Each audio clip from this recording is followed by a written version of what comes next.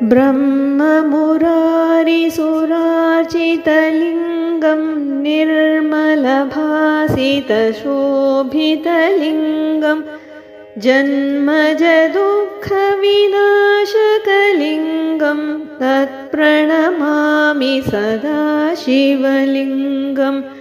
देवमुनिप्रवरार्चितलिङ्गं कामदहं करुणाकरलिङ्गं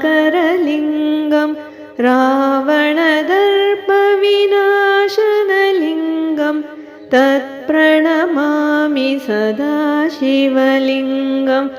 सर्वसुगन्धिसुलेपितलिङ्गं बुद्धिविवर्धनकारणलिङ्गं सिद्धसुरासुरवन्दितलिङ्गं तत्प्रणमामि सदा शिवलिङ्गं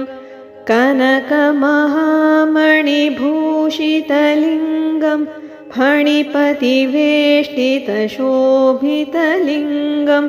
दक्षसुयज्ञविनाशनलिङ्गं तत्प्रणमामि सदा शिवलिङ्गं कुङ्कुमचन्दनलेपितलिङ्गं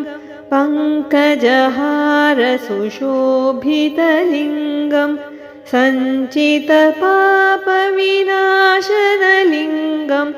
तत्प्रणमामि सदा शिवलिङ्गं देवगणार्चितसेवितलिङ्गं भावैर्भक्तिभिरेव च लिङ्गं दिनकरकोटिप्रभाकरलिङ्गं तत्प्रणमामि सदा शिवलिङ्गम्